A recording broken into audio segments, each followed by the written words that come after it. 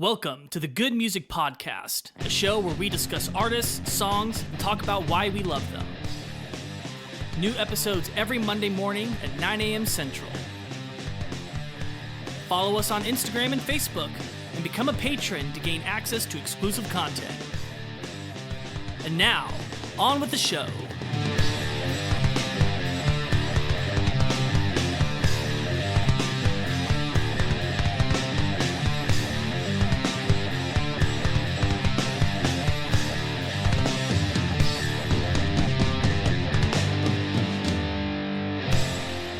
Welcome to another episode of the Good Music Podcast. I'm Lucas. I'm Grant. And I'm Ethan. And if this is your first time listening to us, we want to welcome you. And here's what you need to know. Thing number one, you can find us on any social media. If you type in Good Music Podcast in anywhere on social media, you can find us there. Make sure to hit us up. You can comment. You can suggest songs. That if you want to talk about an episode, if you have a hot take or any song suggestions, that's where you do that. For all you YouTube native people, we have YouTube episodes coming very soon onto YouTube, so stay plugged in for that.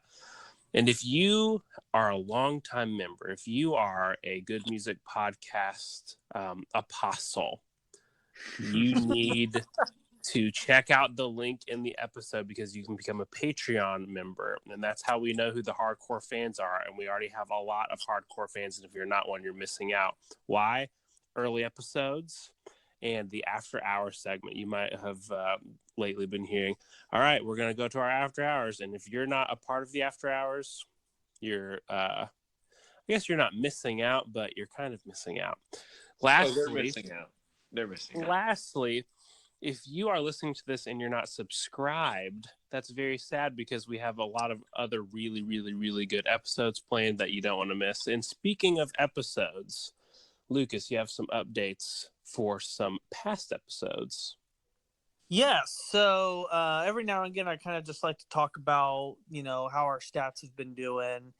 And we are just about to break the 60,000 total play count. Wow.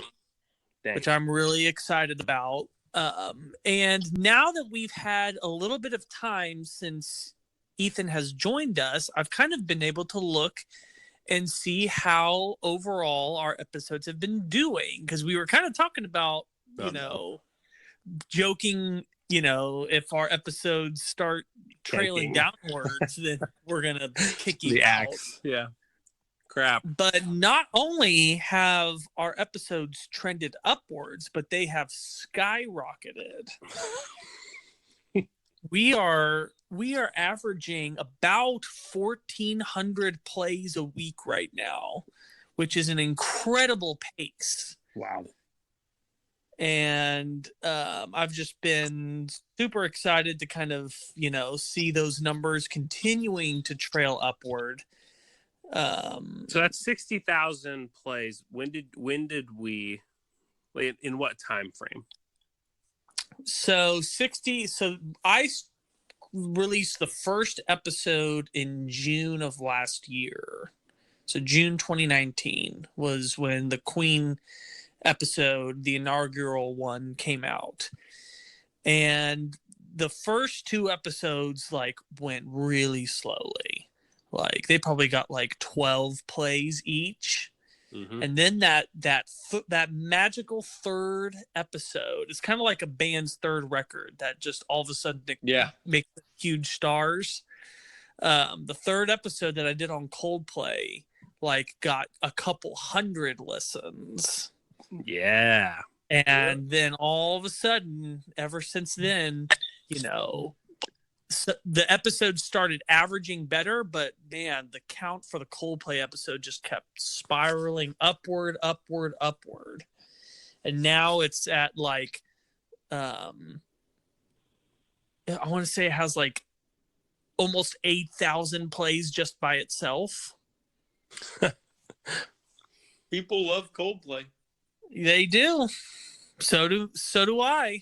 Yeah, evidently so. We have 2 episodes on them. Yes, we did. 1,400 listens a week is bigger than like a small church. Yeah, that's very true. The reach that we have at this point is Yeah. getting uncomfortably crazy high reach. And the crazy thing is that I would say only about 10% of that number is from regular subscribers. Wow. How? See, if you are listening to this, if you are one of 1,400 people listening to this, and you're not subscribed, it's just like, why? Yeah. Why would you not subscribe? I know. So that was free. I think one of the things that shocked me the most was how little of a percentage that was. It's free, and you can always unsubscribe later. Yes. Yeah, it's free. Yeah, okay. And I'm not the plugging person, so I don't know why I'm doing that. It's because it's a no-brainer, Grant. Yeah, it is. Maybe. It's not even a plug. It's if someone's about to jump off of a bridge and you tell them to get off the bridge, you're not plugging anything. You're giving them perfectly logical advice. Maybe. So yeah, just all of those stats are really cool to see. And then we got 2 new patrons this week, so I wanted to give a shout out to them. Wanted to say thank you to Pamela Robbins and Kaylee Grant for supporting us on the $5 a month tier. Thank you, guys. The patrons are growing in numbers by the day. Yes, they are.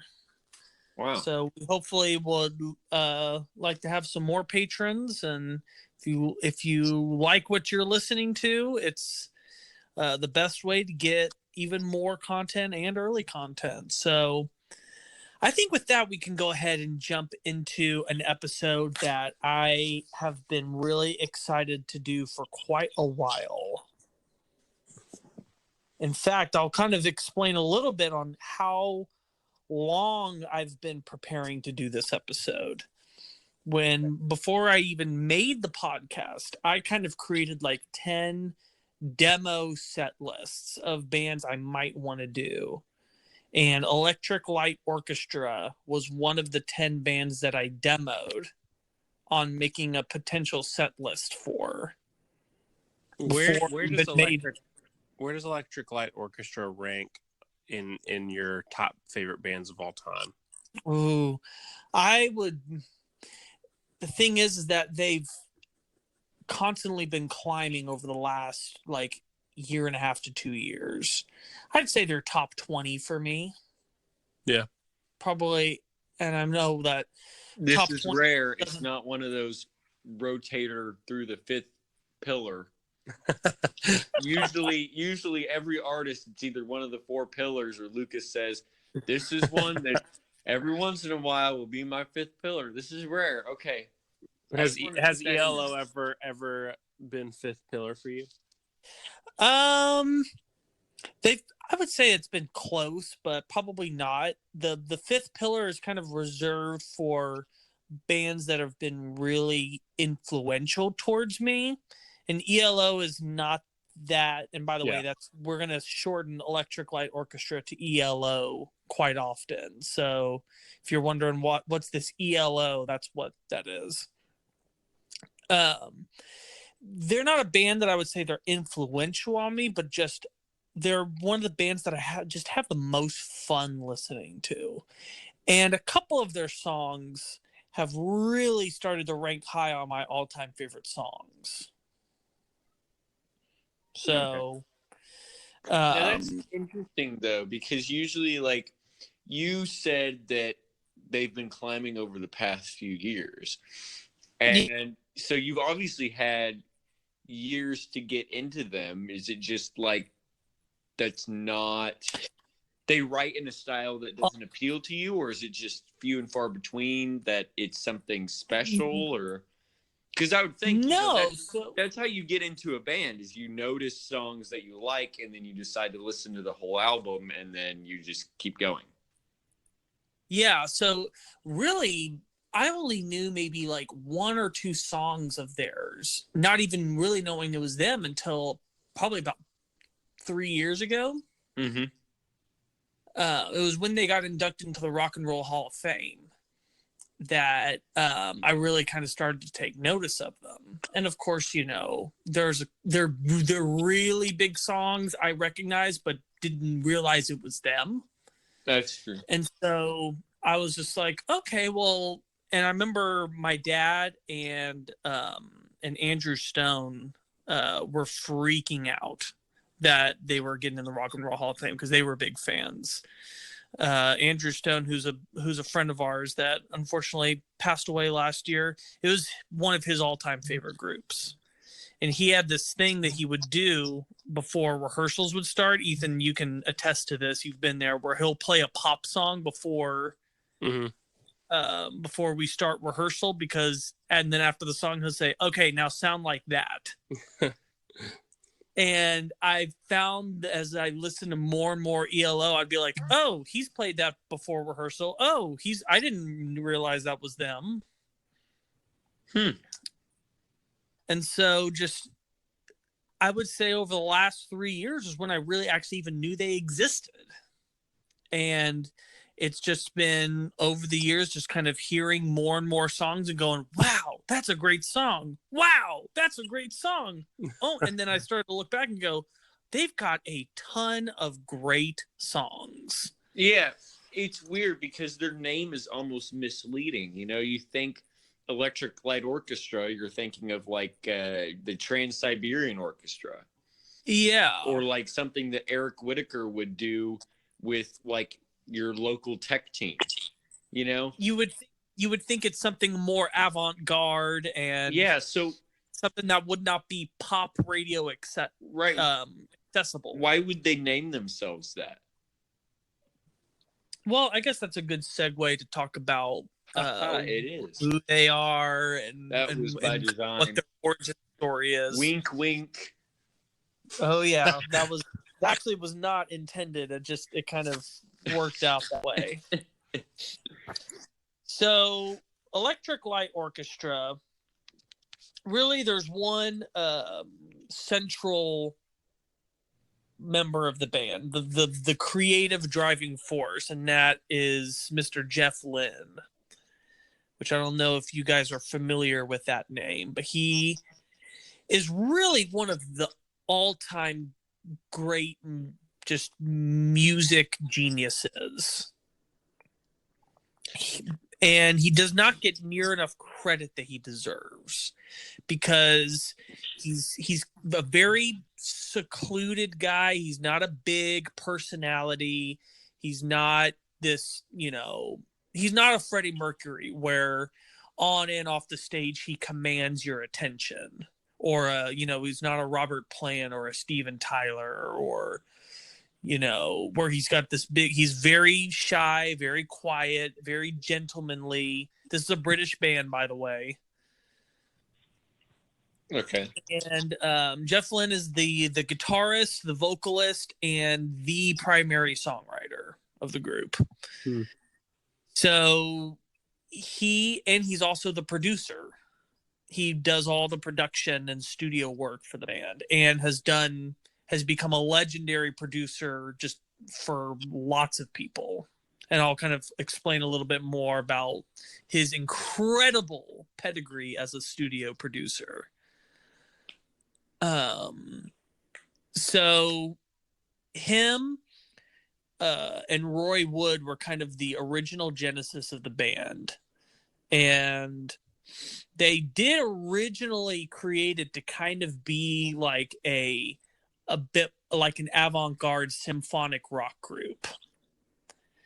And it was when Roy Wood left that Jeff kind of started shifting more towards pop songwriting, but using symphonic instruments.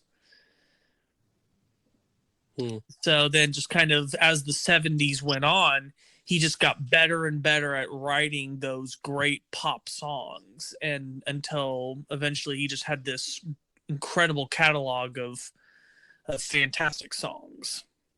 So they were symphonic instruments, but it sounds like a lot of synthesizers. Well, I would say there aren't a lot of synthesizers, but there's definitely no fake strings anywhere. There's no Really? There's no Mellotron. There's no keyboard. Like he's legit got a string section with him, and they are legit and members like of the band. choral section too. It sounds like. In some cases, he got he would get full on full orchestras to play on some of their big 70s records.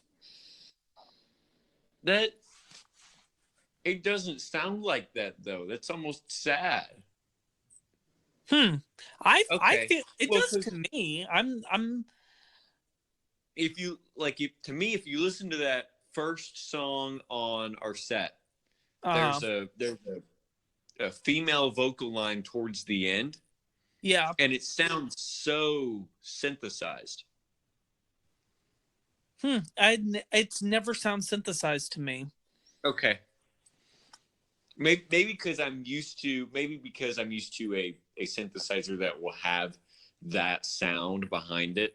Because maybe it was based off of that era of, Electric Light Orchestra doing its pop thing. Because, keyboard players, I don't know, Ethan. I think you guys like pop more than, guitar players and drummers.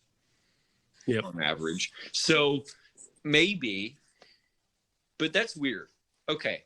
But also really cool, the fact that he's able to add so many different instruments into things. I mean, we talked about Dream Theater having the Octavarium Orchestra, but that was it for them. Yeah. They had Jordan Rudess to do everything else on every other album. Mm-hmm.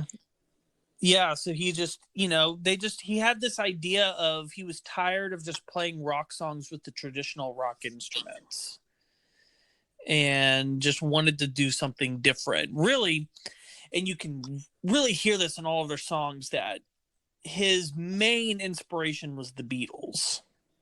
Yes. And there's a lot of Beatles sound in his stuff. Obviously. And he always saw himself as like the band that the torch was passed to. He wanted to pick up where they left off. Specifically, that's exactly what I was gonna say. Yes. Specifically, stuff like I Am the Walrus and those kind of ones that had Day in the Life, that had symphonic elements to them, where there is a full orchestra. And even John Lennon, before they had even broke big at all, John Lennon was on TV talking about how much he liked them and called Jeff Lynne the son of Beatle. And then, after ELO had already broke up, he then became best friends with George Harrison. That's funny. That's crazy. Yeah, and George Harrison's son was the one that inducted them into the Rock and Roll Hall of Fame. That's pretty cool. So how did the band start? So Roy Wood is actually the main starter of the group, and he asked Jeff Lynne to join his new band that he was starting. So it was funny that Jeff Lynne wasn't the original brainchild, even though he is a founding member, because the band didn't exist until he came into it. He wasn't the one that had the idea of, let's make a symphonic rock group. But he once he got into the band, he adopted the vision. Was just like, okay, this is what we can do with it. And their first record came out in, I believe, 71. No, in 70. Wow, that early. Oh, sorry. Nope, 71. I was looking at the wrong thing. Still pretty early. So, yeah, but they wouldn't really get have a hit record until like their fifth record. Oh, did they pull a Pink Floyd / Rush / lots of bands? Yeah, and they just had really bad stuff. Yeah, the first record's pretty terrible, honestly. Really? Not even why?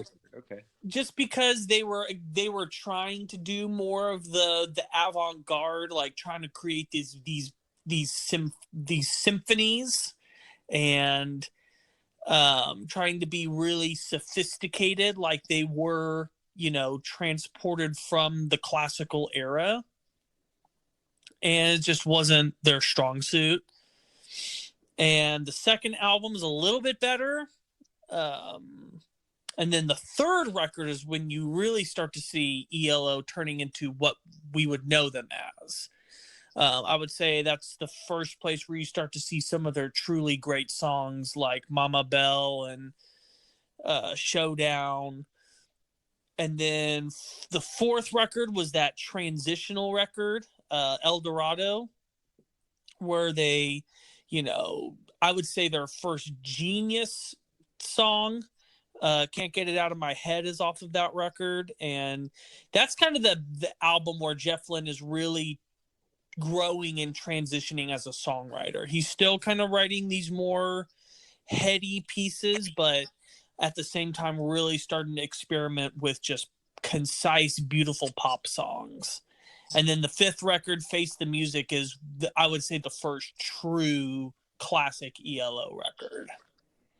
Wow. And then it's a pretty much the three records in a row from there are all just nearly perfect records. Face the Music, A New World record, and then Out of the Blue, which was a double album. And that was kind of like the culmination. And they still made a couple good records after that, but it didn't get better than Out of the Blue. Out of the Blue was kind of his masterpiece. I mean, if you write a 1-part, 2-part album, usually it's a masterpiece. I'll emphasize usually. There's some double albums that should not be double Use albums. Your Illusion was Guns N' Roses, But Out of the Blue, there's so much good music on it. So much. That it's just like, it definitely deserved to be a double album.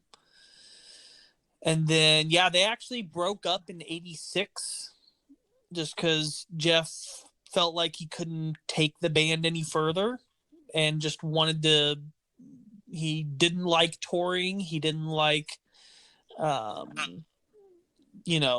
going out on the road and playing. He just wanted to be a studio guy. That's what he loved to do the most. So it's always interesting to see. It's interesting to see what bands. Go ahead. It's kind of nice that this band doesn't have like any drama or anything. No, this is a very drama-free band.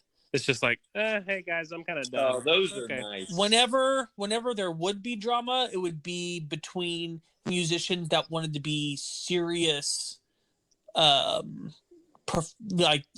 a lot of his string players were like, why are we playing pop songs? We should be playing, Mozart symphonies, and feeling that they were concentrating too much on getting good pop singles. But even then, there weren't these huge fights. Nothing Styx level or Mute Math level. Well, that's what Jeff Lynne wanted to write, though. And I don't think he was ever selling. That's what you want to do. There's nothing wrong with that. Because whenever he did try and write the more traditional orchestral stuff, he wasn't good at it. And, he was born to be a pop songwriter and a pop producer. And just, he embraced it, and he was so good at it. So where do these guys fit in like the time frame of music? Because this is like pretty much the 70s. Yeah. So whenever they were their biggest. So that great 3-album run was from 75 to 77, I believe. I can fact check this real quick. Let's see. The music came out in 75. And then 75 to 77 was kind of like the golden age of ELO. And what other bands were really big at that point? So, like, just for reference. this would have been the time. This would have been really at the time that music was transitioning, because in 76 and 77, this is when punk really comes out. Boston came out in 76. You kind of have the death of the overindulgent rock and roll. This is when bands like Zeppelin and Aerosmith was doing really well at this point. This was, I would say, that's the point when they were. But like these bands that were just larger than life, like the Stones were really the Rolling Stones were starting to really decrease in popularity at this time.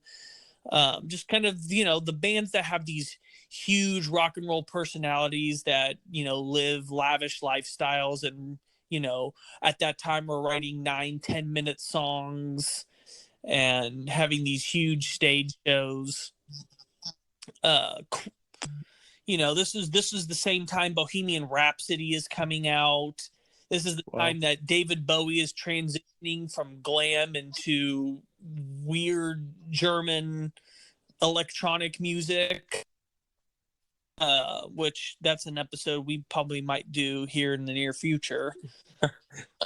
It's definitely the point where music is changing. Disco is about to get really big at this point.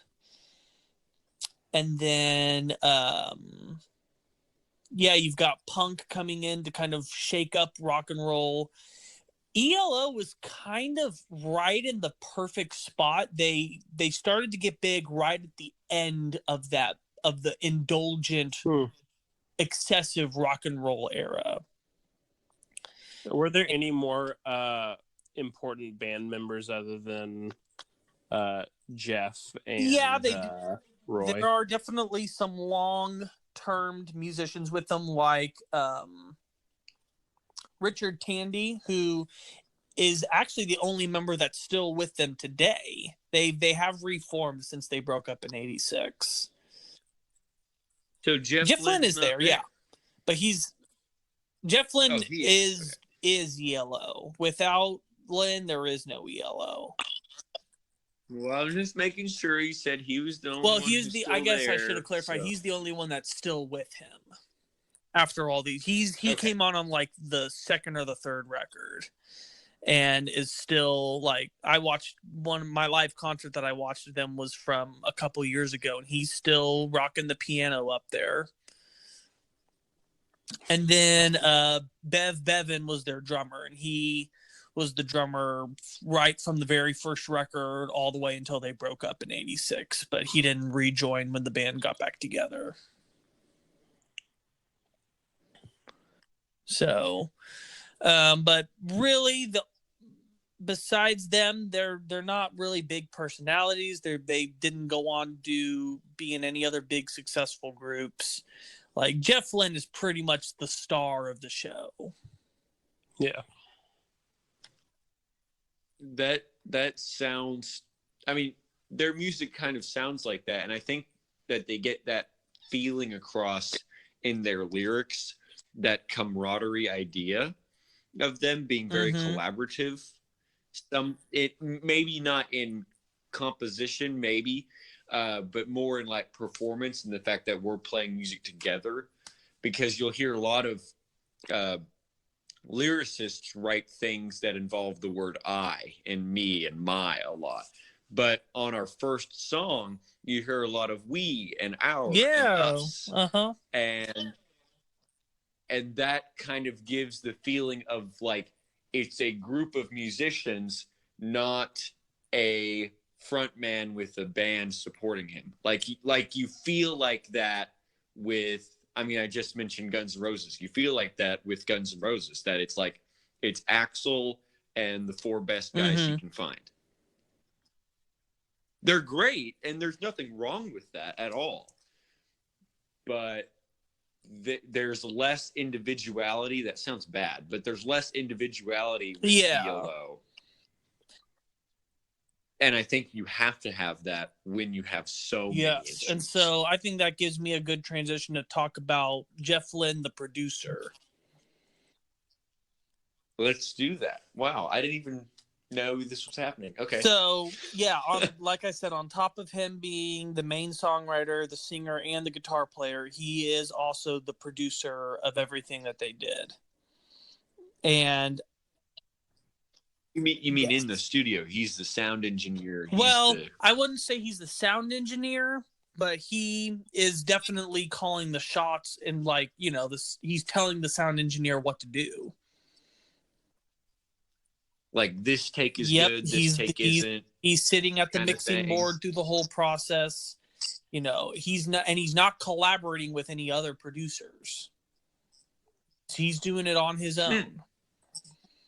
And so, you know, the entire band and the entire album kind of lives and dies by his creative direction. He doesn't have someone in the booth going, I think you should do another take. Or what if you cut out this? Like, it's pretty much just him. Yeah. But he, I believe, is one of the great producers in music. What's his track record look like in producing? Well, he, like I said earlier, he did all of George Harrison's later solo work, which he was able to get him a #1 hit with "Got My Mind Set on You," and co-wrote that song with him. He produced and sang in the supergroup The Traveling Wilburys, which, get a load of this supergroup.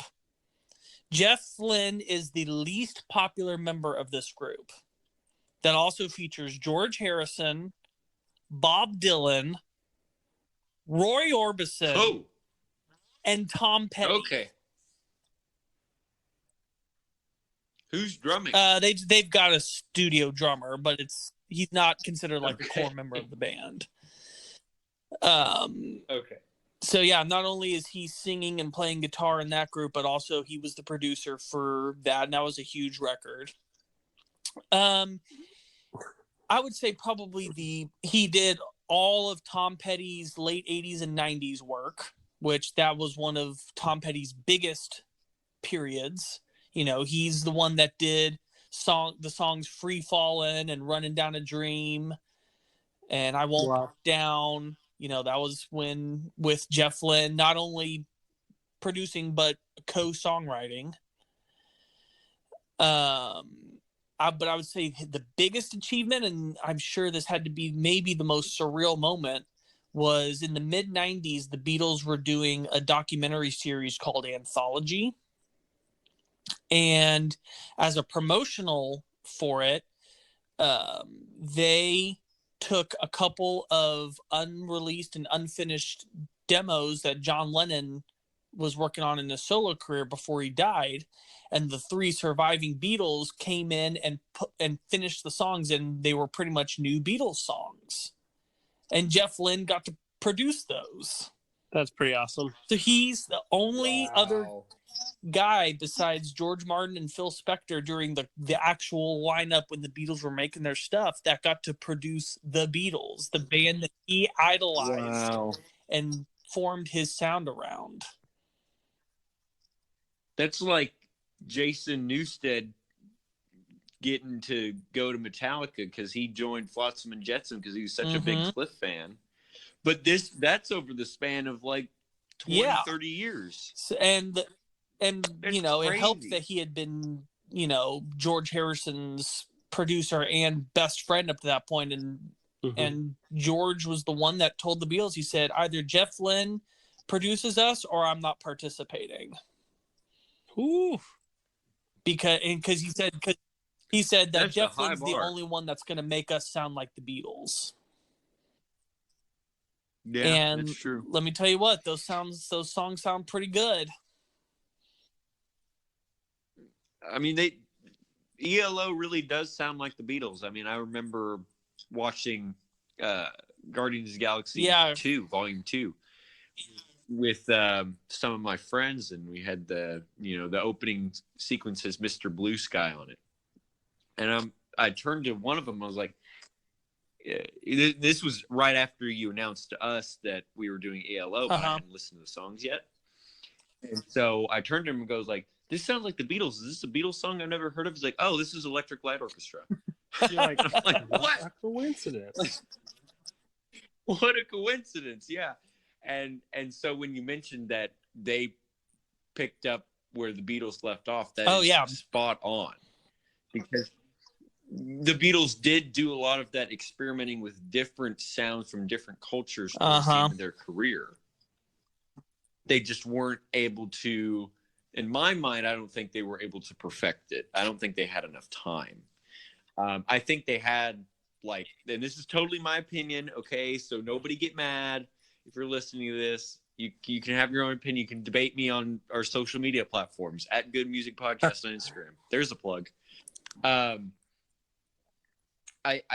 think they didn't have the time because they had the interpersonal conflict, and ELO was able to, and Jeff Lynne was able to take both their triumphs and their failures from that period and learn from them, and also experiment for the first few albums with very low expectations because they're a new band, and be able to perfect that the Beatles never could do. And I think that they recognized that, and that's why they respected him so much. Yeah. And I think one of the most poignant things is, so George Harrison died in 2000 from a brain tumor, but he was in the process of trying to finish another record during that, kind of, his swan song record. And when his son Danny was inducting ELO into the Hall of Fame, he recounts one of the last conversations he ever had with his dad on his deathbed. And they were talking about, what do we do with this album? It's not done. And he said one of the last things his dad ever told him was, get the tapes to Jeff Lynne. He'll know what to do. Wow. And so it's just like, to have literally one of the greatest musicians, songwriters of all time hold you in that high esteem as a producer and a co-collaborator. I mean, that speaks volumes to. And not only that, it's like he was a huge fan of them. It's like, for me, if, like, I don't know, a musician who's really great, who I don't necessarily listen to them very often, like Bruno Mars, it would still mean a lot if, for whatever reason, he thought I was a great producer, songwriter, studio musician. That would be great, but it'd be much more important if it was a band like Ghost, because I listened to them. He listened to that's crazy. I think we're saying the same thing, and we're both equally as, like, mind blown about it. Yeah.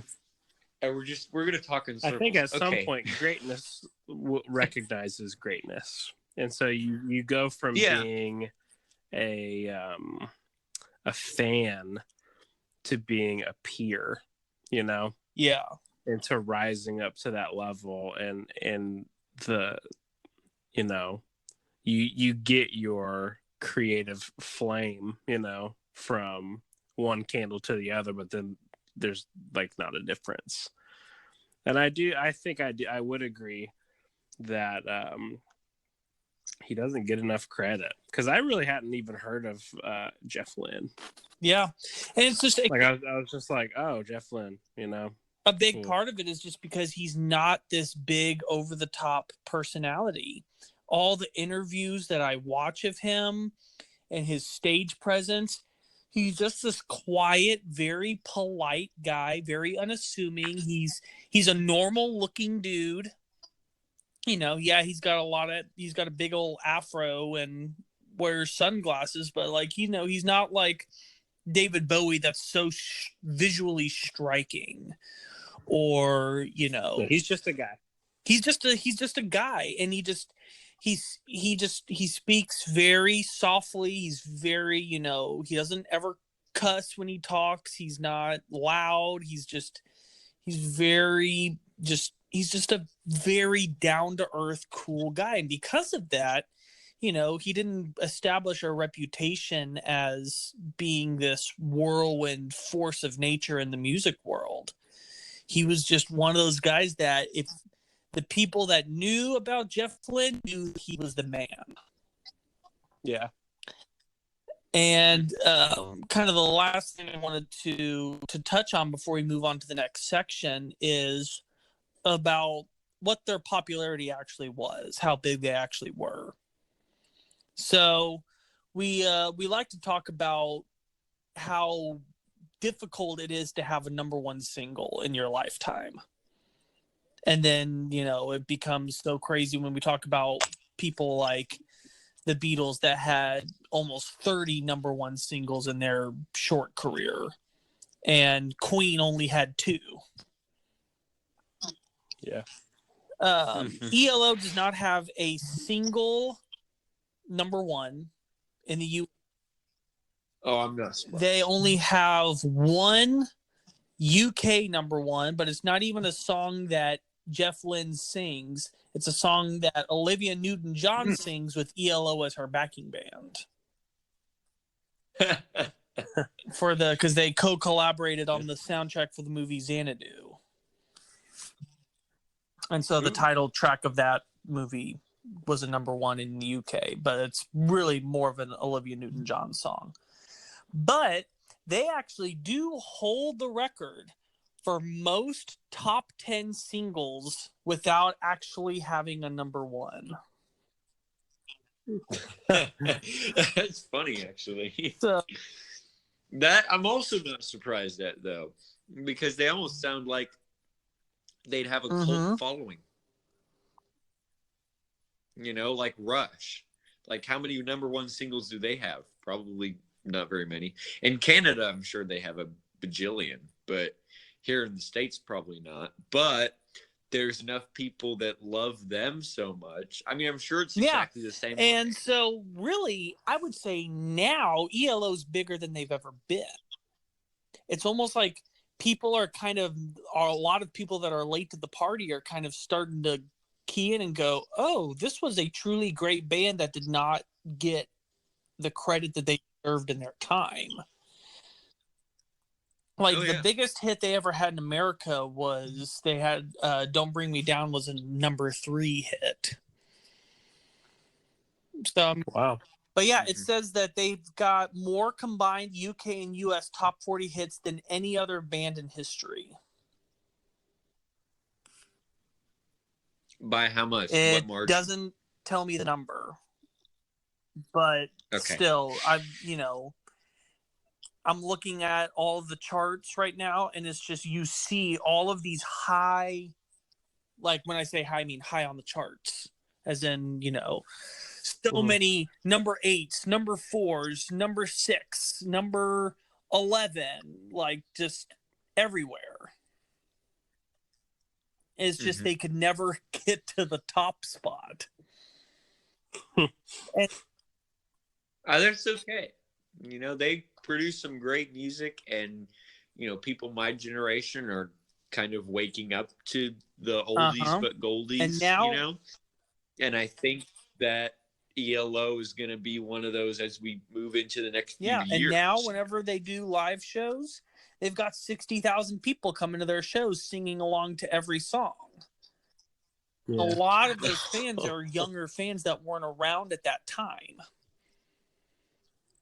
So I watched their Live in Hyde Park show, which was kind of like their big comeback after they reformed in 2014. And they played an entire set of hits. It was an hour and a half long show, and they don't do long songs. So it's not like, you could say, oh, well, a couple of those songs were 10 minutes long, extended jams. No. Like, just every song, that's a hit. That's a hit. That's a hit. Oh, great song. Well, that's a hit record. And just they didn't play any deep cut, what I would call a deep cut in that whole show. The entire show were songs that anyone that's an ELO fan would have recognized. And it's just like, it is incredible that they have that many well-known great songs. So, because of that, we are definitely going to be able to do multiple episodes on ELO, which there's so many songs, great songs I had to leave out, like Sweet Talking Woman and Living Thing and Can't Get It Out of My Head, All Over the World. We've got so many great songs still to do in future episodes. So with that said, I think we'll go ahead and take our break here. And when we come back, we are going to look at the 6 songs that we have selected for this episode. So stay tuned. We'll be right back. Welcome back to the Good Music Podcast. We just finished talking about ELO and Jeff Lynne and his amazing musicianship, and now it is time for us to talk about the 6 songs that we have selected for this episode. So, Lucas, for the people who are just joining us for the first time, first of all, welcome to you. Could you explain to them what we mean by 6 songs? Yes, so this is the part of the episode where we get to get concrete, talk about, specifically what was great about this group. And the songs that I've picked are the best songs for you to listen to if you have never listened to Electric Light Orchestra. So I'm not necessarily picking what I think are objectively the 6 best songs or even my 6 favorite songs. These are the 6 songs that if you've never heard them before, this is going to be your best first step into their discography. But also, I like to pick and order the songs in a way, nice flow from start to finish. So the songs transition well off of each other, and it's not just a random hodgepodge of songs to listen to. That hopefully you have a emotional listening experience throughout the set. And the way that you can listen to these songs is there is a link in the description of the episode to a Spotify playlist. And there you can listen to not only the songs in this episode, but all the songs from our previous episodes. And as a bonus, this is actually something I've started to do for every episode, and I'm really enjoying it, is I have also made a playlist where I have ranked every ELO song from worst to best. But they have quite a few number of albums. I didn't get to rank all of them, so I ranked all the songs from the first 9 records. So everything all the way up to Discovery.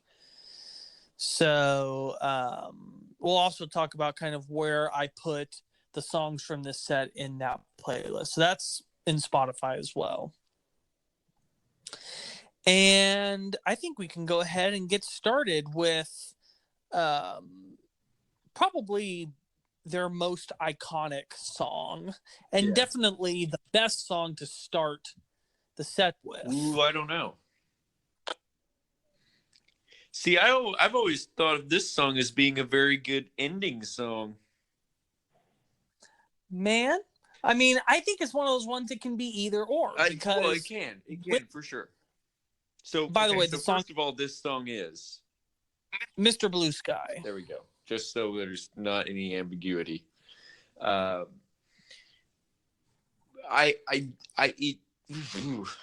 because he's talking about, lyrically, like, oh, the sun's back out now, and the ending with the whole Lydian suspension sounds very like Into the Unknown, kind of like Disneyland feeling, so and then, but the other way around, it's also like Mr. Blue Sky, like, let's actually get outside and start the day now because it's nice outside. Yeah, So that starts. it's one of those ones that it can work either way. So I'll explain kind of why I picked your it thought process. Yeah. as a first song, as well as why it works as an ending song as well. Okay. So as far as it being an ending song, this is what they always close their live shows with. Partly because of, yes, it's got the epic ending, but also because, you know, that's typical of a band to kind of save their biggest hit for the very end. Mm-hmm. And it's also the end of the third side of Out of the Blue. Remember, because that is a double record. It's the end of the third side? Yep, That's and it's actually it's the end of a multi-part suite called Concerto for a Rainy Day. That would explain it. So it's that whole side is actually one continuous musical piece. It sounds very, very orchestral towards the end. And what that is actually that's the reprisal of all of the previous themes heard throughout that suite. That's amazing. This is like a little mini Octavarium. It kind of is. I kind of want to listen to this now. This is only the first song, and you're making me want to listen to more. It's really good. But the reason I put it at the front is they actually, on all of their greatest hits records, they always start the greatest hits record with this song. And that's actually the first album of theirs I ever listened to was their greatest hits. Whenever I saw that they were getting inducted into the Rock and Roll Hall of Fame, I was just like, well, I need to figure out what their big songs are. Put on that greatest hits, and the first song I heard was Mr. Blue Sky, and I was hooked from that instant. And so for me, putting this song at the beginning, first off, just having you almost get a greeting into the set. Good morning. Today's forecast calls for blue skies. Yeah. I think it's a nice little way to introduce the listener into the set. Mm-hmm. And to me, I just think that this song, you hear it, and immediately you're just like, okay, I want to hear what else is on here. Because it's so bouncy. It's one of the happiest songs ever made. Right, there's a lot of staccato to it, which it should seem stressful because of that. But because of the way that the piano is almost kind of laid back, and the drums are also kind of laid back, instead of bam, bam, bam, dum, dum, dum. So it fits very well with, the Guardians Volume 2 opening where Groot's just kind of dancing around having a good time. And literally I had just found that song whenever I went to go see Guardians 2, and I was really happy to see that song was in the movie. Yeah. Those movies have a lot of really good old music, but it is a kind of a musical oxymoron, because towards the middle of the song, if you really haven't listened to this song before, it starts to get old because you're not used to that staccato feel, and you're starting to be like, when's it gonna end? But I think they could not have ended that in a different way than they did. If there were to be parts in the middle that weren't like the Mr. Blue Sky, please tell us what, that's the only way they could have had a break. They couldn't have gone to halftime. They couldn't have gone to an actual, legitimate drum beat that's not, the same note over and over again. But at the same time, they turned something that was the same note over and over and over again into something that was very unique.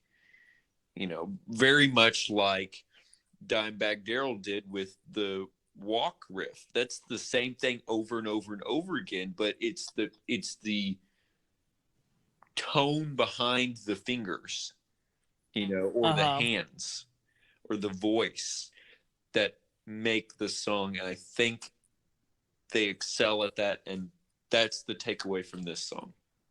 Yeah, I agree. I think that the song, as far as the song, as far as the song itself, I think it's really good. I think that It's amazing you comparing Electric Light Orchestra to Pantera.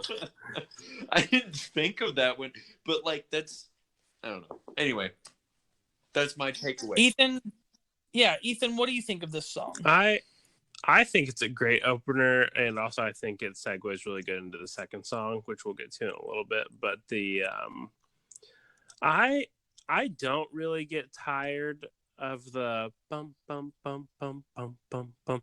I don't either. Because they do a good job of shifting the dynamics in between sections and keeping it interesting with the synthesizer vocal and the choir and I think they do a good enough job, like even like the bass line and stuff that's happening in the background, like that's changing up. The only consistent in the song is that dun dun dun dun dun dun dun dun dun dun. I would say, and this is very cliche, but this is probably this is my favorite song in the set. Because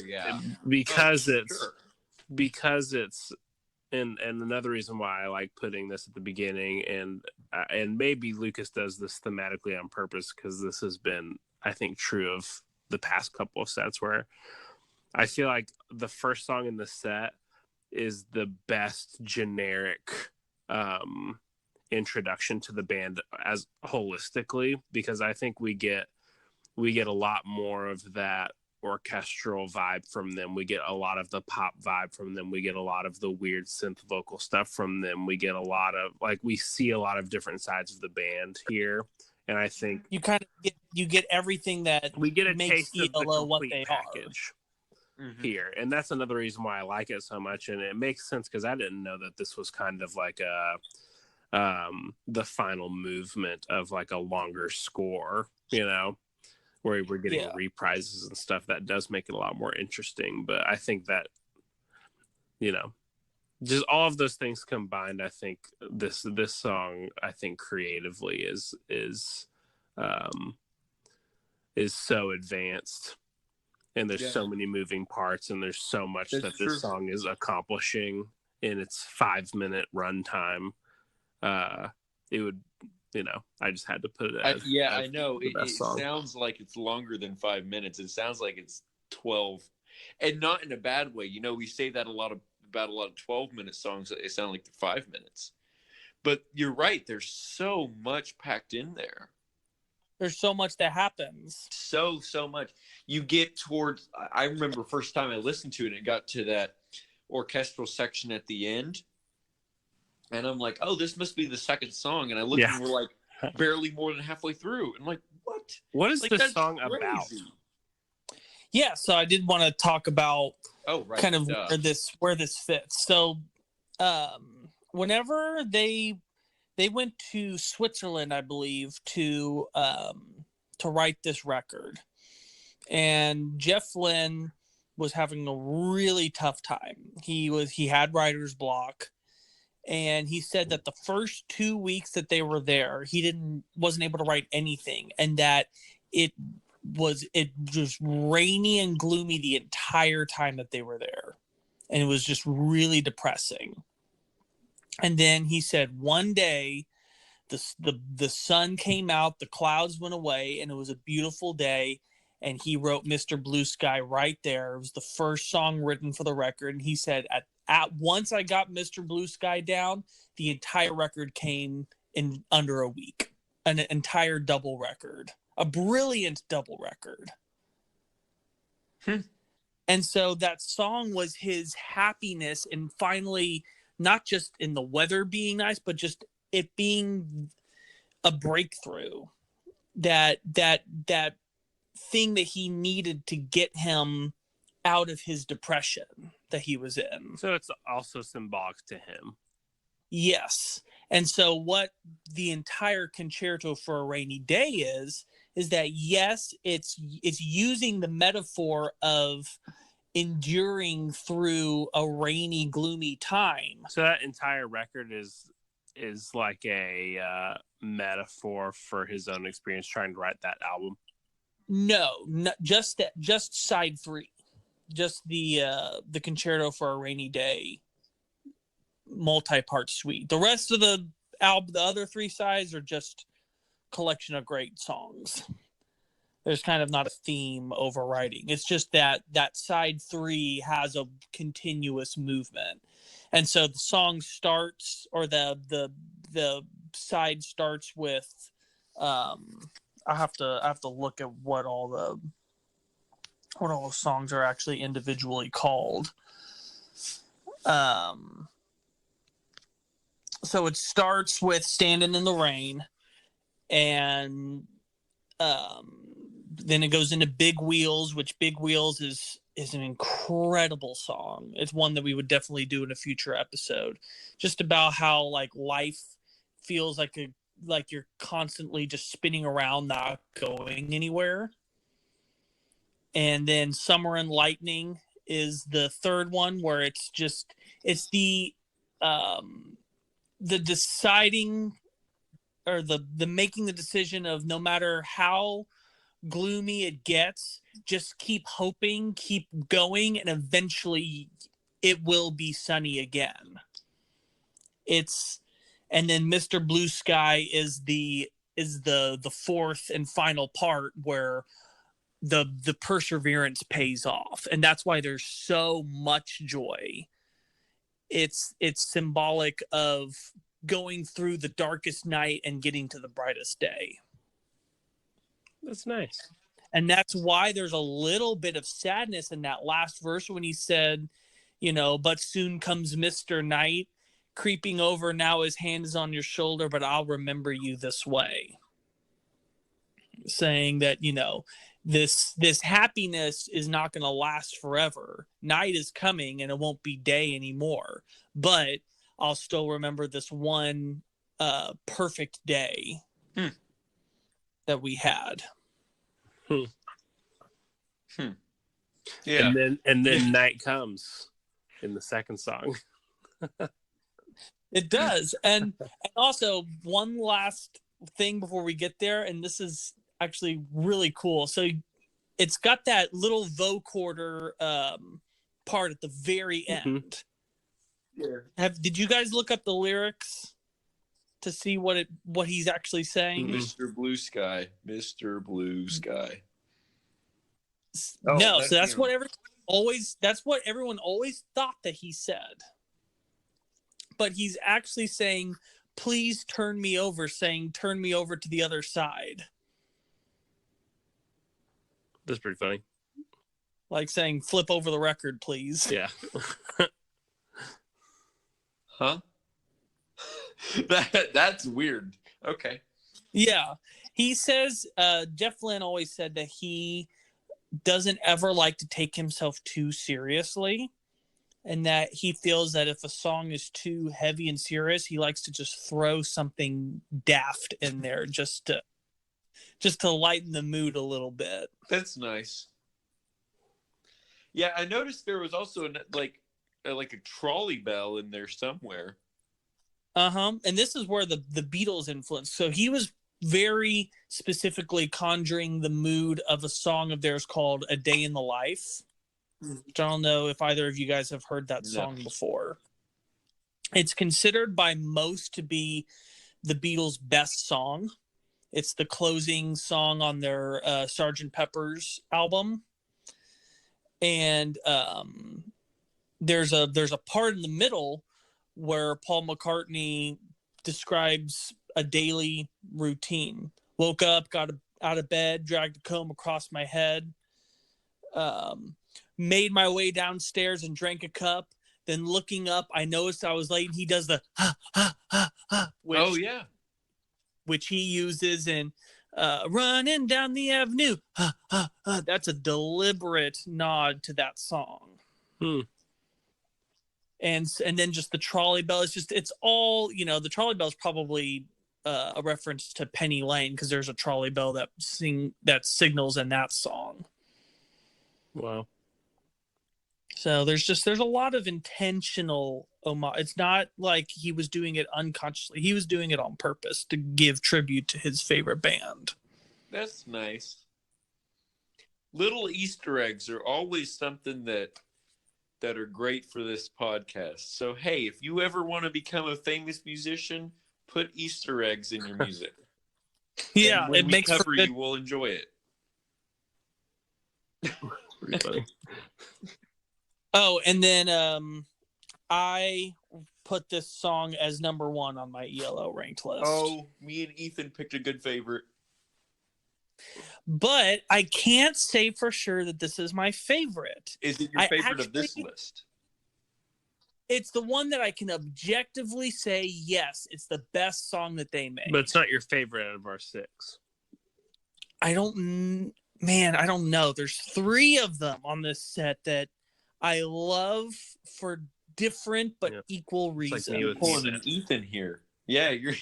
This is the song. I listen to it and just my objective musical brain just recognizes how brilliant it is.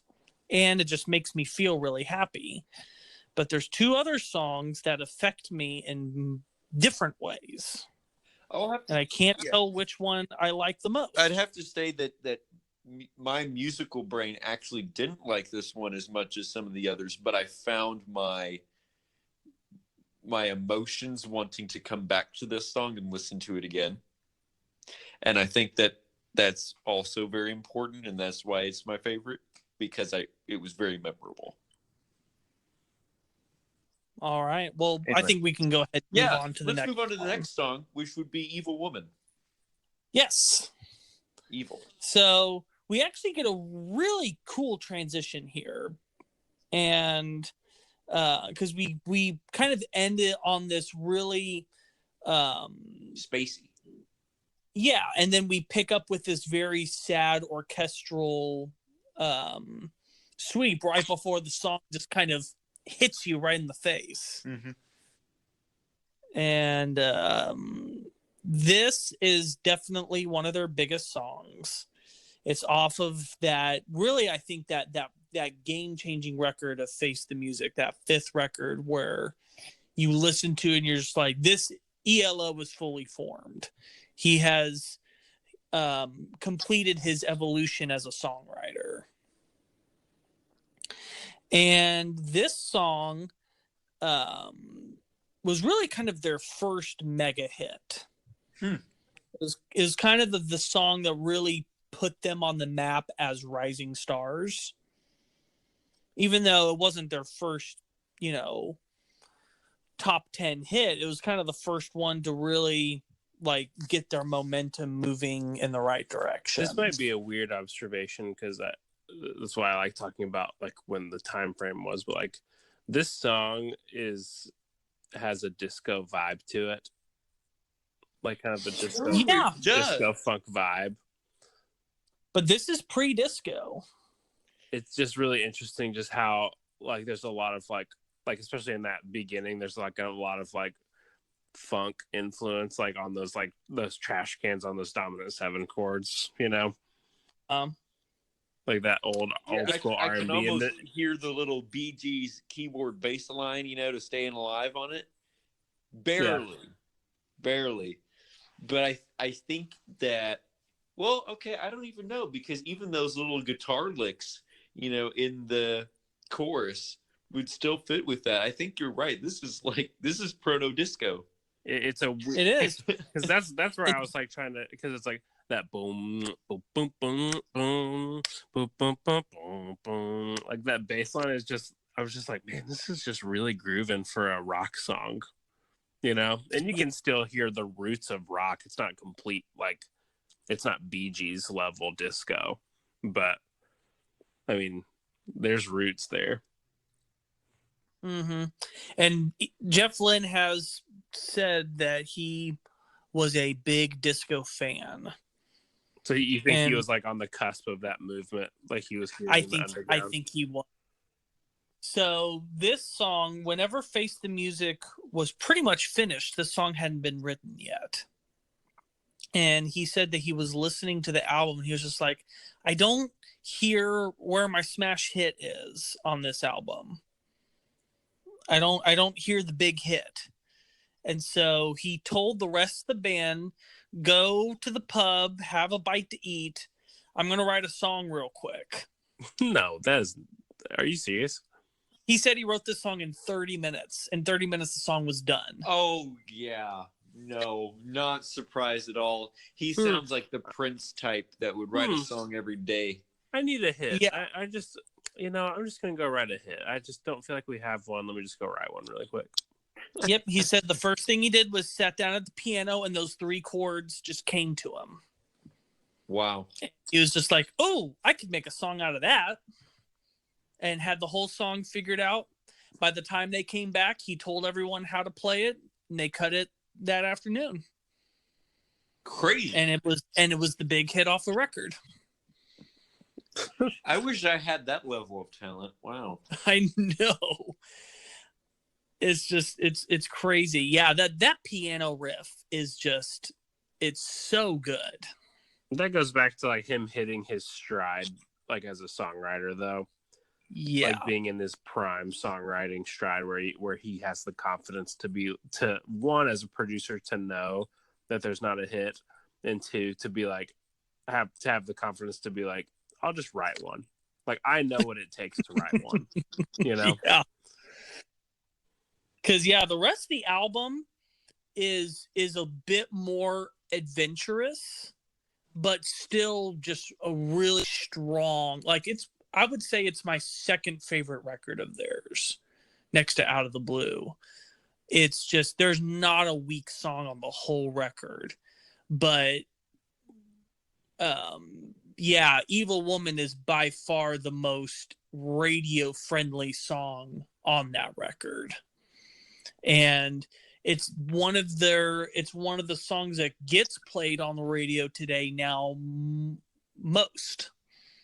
It's kind of become one of their signature songs. It's the first song they played whenever they did their short little Rock and Roll Hall of Fame induction performance. He got up on the stage and they went straight into that trash can, which I think is an interesting way to start a song. Yeah. That's what I'm saying. That's like a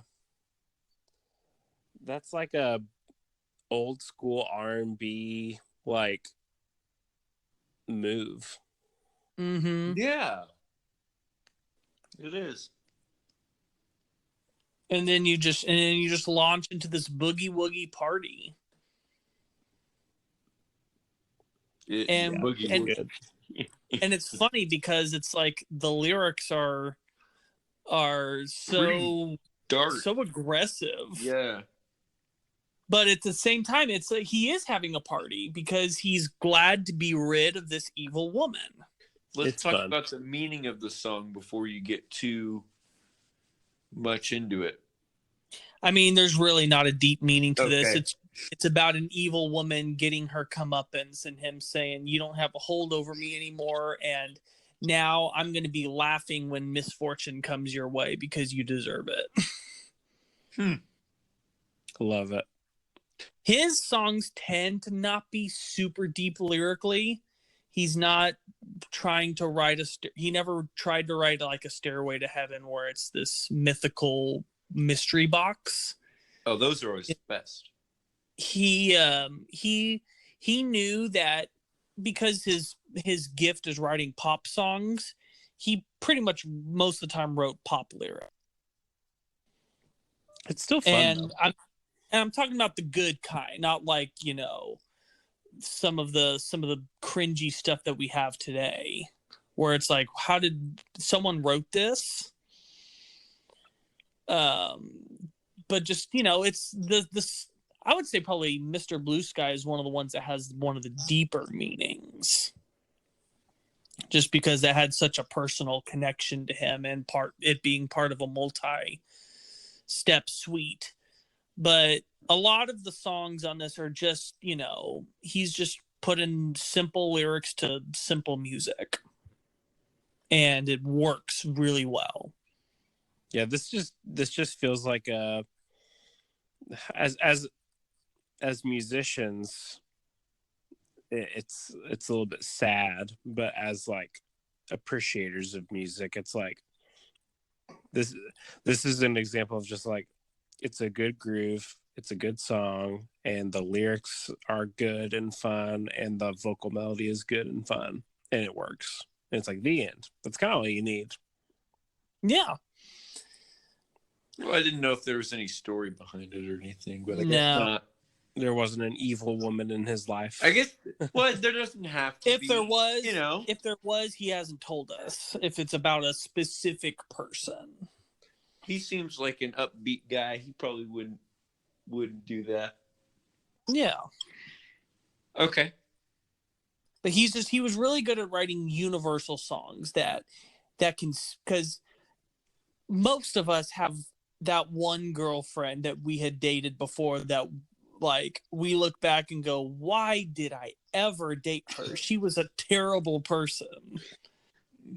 And that song is for all those relationships of just going, man, I'm so glad that I wised up and got out of that. Mm-hmm. Mm-hmm. Yeah. And it's just, it's one of those things that everyone can relate to that. It's specific enough, but vague enough that it's like everybody can relate to it, but not so vague that you can put your own, Hotel California meaning to it. Yeah. It's not supposed to convey the meaning of life. It's just supposed to be like relatable. Yeah. Which is what pop is. Like, pop's not supposed to convey the meaning of life. Like, mm-hmm. Lyrically, it just isn't. They leave that for progressive metal. Exactly. So I put this song on number 4 on my ranked list. Wow. No, yeah, I would say it deserves to be that high. I mean, from what I've heard of the rest of this set, it's a pretty good song. So I guess we can go ahead and move on to our third song, Turn to Stone. Turn to Stone. Which has such a great groove to it. Just that that kind of that triplet driving groove. Yeah. But it's still got that 4/4 stomp, and you've got the triplet roll to it. I'm just telling you, it's disco, dude. If you make, I don't know, if you make that a little bit more staccato, if you make that a little bit more chunky, that's a Megadeth song. Yeah. But this song actually is about disco. Oh, yeah. Huh. This song is about his woman constantly going out to discos and dancing and leaving him home alone. That's funny. I didn't listen. I'm very bad at lyrical analyzing lyrics. Same. Yeah. Pretty much he's just like, he's turning to stone, as in just, he's waiting for her to come back, and it's super late, no one is usually out, but she's still out going at it, and he's just like, I'm getting really bored. Can you come home, please? Mm-hmm. So once again, not a very deep meaning. No. But again, it doesn't have to be with him. Yeah. And I think it's nice sometimes when we do these episodes to not have, like, Mute Math. All those songs were really deep last week. Yeah. Yeah. Because they're really pulling on their deep emotional and spiritual philosophical views on life. Yeah, this is just a guy that's just writing about stuff. Yeah. So, but kind of refreshing. But musically, I love this song. I put this song as number 8 on my ranked list. Yeah. Okay. Yeah, I would definitely put the other two ahead of it. Not because it's bad at all. No, I was actually wanting to talk about the great little call and response things that he put. Yes, the vocals chorus are a big highlight of this song. Oh yeah, and the string section mirroring it in most cases, and playing little licks here and there, and oh yeah. Now, what album did you say this one was on? This is actually the opening track of the Out of the Blue record. There you go. So that's the third one in the 3 that you talked about being his prime. You can hear it. You can hear it. I mean, just yeah, you turn on that record and Turn to Stone's the first thing you hear, and you're just like, this is gonna be a good record. And then yeah, you have the crazy section in the middle where he just like starts singing really, really fast, which he said is an example again of him just like going, we haven't done anything silly yet in this song. Let's just like put something crazy here just to like give it this extra little amount of tension.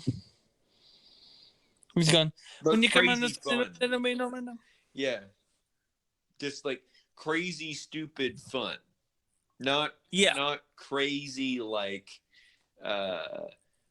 them bones with Lane Staley just screaming you know, to try to sound tortured. This is more of a let's just do something fun, and that's good. I mean, that's not the kind of music I listen to. I said good I put the wrong inflection. That's good. Because and it's something that I'm not used to. That's why I had that inflection on there, you know. I think that as a producer, like same with Evil Woman and same with Turn to Stone, where it's like there's a groove that's really well established for the song and it's pop. So it's like that's where we're at, you know. Yeah. And so that's going and going and going, and most of the change that you're getting from in the song is vocally. And so I think it's a good producer move to put something in there that's a little bit of a left turn, a little bit of an eye catcher, so it's not just like kind of more of the pop that we have today, where it's just like, okay, it's literally the same exact thing over and over and over and over and over, and only the vocals are changing. We get a little bit more dynamic pull that way, and to kind of like throw an eye catcher in there, I think it's a good testament to they were probably in the studio and it was probably like, okay, this song's getting a little tired. Like, what is there like a little interlude or a little bridge or a little something that we can just throw in and kind of take a detour for a second just to get everybody's attention back. I think for that reason, I think, Lucas, you don't like So Far So Good So What is because they do that on just about every song. In the middle of Liar, he starts rapping. He basically does the same thing that they did here. And when I first heard that song, you know what I remembered was that part. And I'm sure there are many people who when they heard Turn to Stone for the first time, or for some of you listeners who will have yet to hear it for the first time, that might be what your ear picks up on. You know, you never know. Maybe it was a calculated move rather than just let's take a left turn. I think it's one of those things that's probably how it started as, and then, you know, he's smart enough to kind of realize, but also this can serve this purpose as well. Yeah. I wish they would have brought it back at the end. That part. I'm just kind of sad that they only did it once. Hey, leave them wanting more, you know? It's hilarious watching him do it live because he has this panicked look as he's trying to remember what words to say. That's awesome.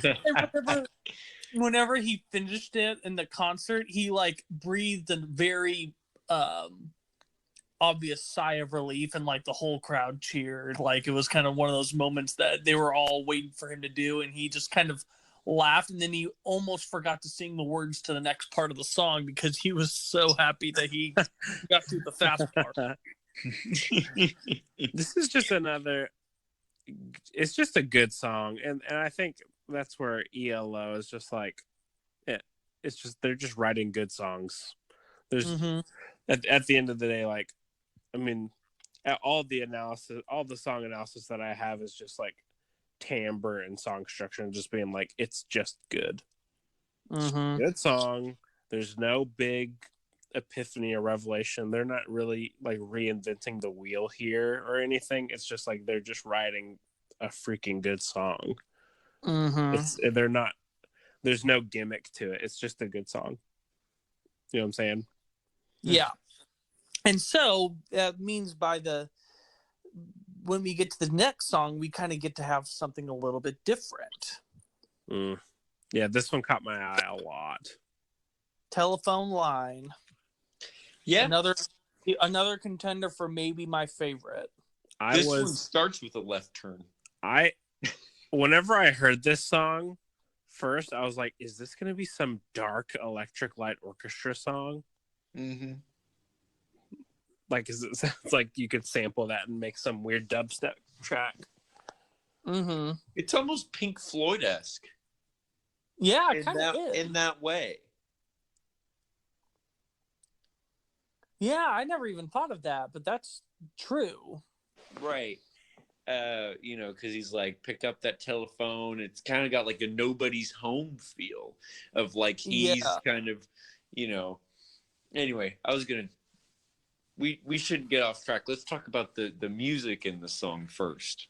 Oh man. So this is the reason why this is a potential winner for me is just because this is the one that hits me on that emotional level. Oh yeah. Because this, in the same way that we all have that evil woman girlfriend, we also have that one that we were trying to desperately connect back with. Mm-hmm. And the music is so beautiful and so well written that it unlocks that emotion so well. Man, that pre-chorus when he comes in the that melody line is so freaking good. It sounds like the 70s. Yeah. Everything about it sounds like the 70s. The little keyboard intro and the messing around with the sound of the telephone dial. It's totally vintage and yet very sad. Yeah, and I love the way that it switches because when he first starts singing, it sounds like he's on the other end of a telephone. Yes, I noticed that. It switches to normal when he says, "That's what I would say." Like now we're back in his world. He's, hello, how are you is all the hypothetical of what he wants to say if she would just pick up the phone. Because the thing to know about telephones back in that time was there were no answering machines. Mm-hmm. And so phones rang until someone either picked up or the person decided to hang up. And so he could literally be ringing the phone for 30 minutes, just sitting there waiting for her to answer. He can't just leave a message saying, "Hey, can you call me back? I miss you." Mm-hmm. And so when you add that kind of bit of technology in, you're just you now have this image of someone that's literally just sitting on the phone waiting for it to pick up, but no one's picking up. Yeah. It makes it that much more sad. I think this is my second favorite song in the set. I put this at number 2 on the ranked playlist. Ooh. Man, Ethan, you're good.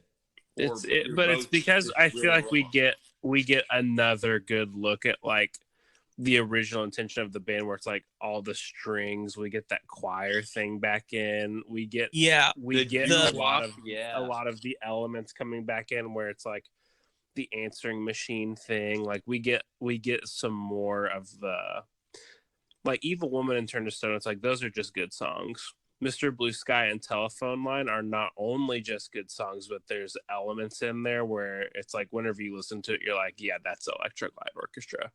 Like that's definitely Electric Light Orchestra because of it's like their secret sauces in this one.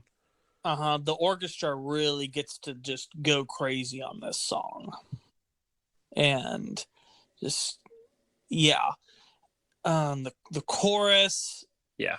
I love singing along to this song because just every melody is literally perfect. Yeah, it's good. Every melody is perfect. David Gilmour wrote the vocal line. Oh yeah. Yeah, no, I think you're right about that. And it is that doo-wop section, because it's just him singing for the most part throughout the whole song until that.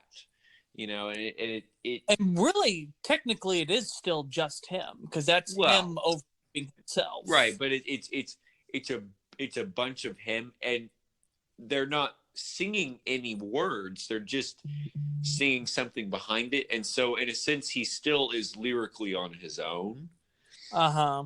You know, I don't know why it has the feeling that it does. Once again, here I am stressing yet again. Hey, listeners, go listen to the songs. You know, because hopefully you guys will get the same feeling that I'm getting. I just can't express it right now. I loved the part in the middle of the song where it like just cut out and went back to the telephone. Yeah, I just loved that it. too. It's just so good, and they didn't have to do that. They Yeah. just did because it's good. Yeah, just this song is just, it's so glorious, and it's epic, but not in the way that like we would normally describe a song being epic. It's just got such a powerful emotional weight to it. Epic, but not an epic. Yes, but also it has an emotional weight to it. But I think it's still fun in a really weird way. It's like it's not like a sappy song. No, you know, it's emotional that... and it's still it's not like emotional like, oh, I just want to cry my eyes out. It's emotional like it's just good and it's relatable and it's like you can feel what the song is supposed to be doing. You can get your emotion out by singing along and listening to the song, and then you kind of feel a little better about it. Yeah. This is something that you'd put on the aux when you're driving around with the boys, you know. This isn't something you'd go listen to yourself and cry yourself to sleep. Yeah. Maybe you would. I don't know. But it has that feeling. I get what you're saying, Ethan. Yeah, it's a great song. Mm-hmm. And so from that big emotional swell, we get another cool little transition into our next song, Strange Magic. There's some strange sound magic on this one. Yes, there is. Yeah, we've got that nice little, the strings are kind of still carrying a bit of the emotional power of Telephone Line, but then we kind of get to wind it down into a bit more of a different atmosphere. And we get that great opening guitar line. And great. Yeah. Na, na, na, na, na. So this is also off of the Face the Music record, same one as Evil Woman. And this was a minor hit for them. It wasn't as big of a hit as Evil Woman was, but this is a song that's kind of retroactively grown in stature in their discography. This was one of the coolest songs to see them do in the concert because like the whole crowd sang along with. And yeah, it's easy to sing along with because of the range. You know, a lot of their other songs are way up there. You know, you can't really sing to them too much. Like we just talked about the, you know, except for that chorus. It's just okay. Well, but when he's singing Strange Magic at that low, you know, almost bass level, you know, everybody can sing that, you know. Yeah. Well, okay, every guy can sing that, right? So yeah, I'm not surprised that everybody was singing along. Probably out of sheer ability to, you know. Yeah. So tell me, Ethan, what you think of this song. I like it. It's really chill, you know. It's just like I love the phaser that they have over everything. The song has a very dreamy feel to it, which is a carryover because the previous album El Dorado, which is the transition record, is a concept record about daydreaming. Oh, really? Uh-huh. And you can kind of see some connection from that record into this song because, all of his imagery is it's almost like he's daydreaming about this woman and about the hold that she has over him. And it's like he kind of doesn't know what to make of it. It's a strange magic. Because there's a lot of stuff in here where, like, the guitar or the keyboard, they'll, like, just kind of go, like, they'll take their chords and they'll just kind of, like, play chromatically down, Yeah. And you can tell it's, like, it's a stylistic that they want you to, like, feel it drop before they go into another section or whatever. Mm-hmm. But this kind of just goes back to, it seems like the ELO method is just like get a good groove and then just write good melodies and then just kind of like add the icing on the cake with that, like the like I feel like that's other every random band. Stuff. You just described all of music. Get a good groove, write some melody, icing on the cake. A lot of people, though, it's like they have like a gimmick, Yeah. They have a thing where it's like, this is our thing, we're gonna do this, but like they find the thing, and then it's just because it's kind of like the same with this. It's like the groove is just really good, and there's not like one specific thing in this song that I'm like, that part is what makes the song good. It's everything. That part is what makes the song stand out as being really good. That's the gimmick of the song. It's just they just made all the right choices, and melodically it's just good. It's not like we were talking about Queen and their live stuff, which if you haven't listened to that, go listen to it. But it's like whenever we were talking about Queen, it's like, man, the guitar solo on this song was so great. Or like, man, Freddie Mercury's callback stuff here was amazing. Oh, the choice on the drum solo thing was so good. Like there was something that we could just point at and be like, that's what made it great. What made this great is it's just a good song. It's just a good song, and there's nothing in it where it's like, whoa, no one's ever done a guitar lick like that before. It's like it's just good. I would have to say that I would disagree. I think the whole mood of this song is a gimmick. It's very. I can't remember what word Lucas was going to use, but I would say this song is very campy. But kind of the Ian McDermott kind of campy, where it works. It's like, ooh, phaser, ooh, strange magic, I don't know if that makes sense. I kind of never viewed this song as campy. Not campy in a bad way, but yeah. I think I think it is a little bit tongue in cheek. I think that might be a better way to describe it. Towards it's self-aware.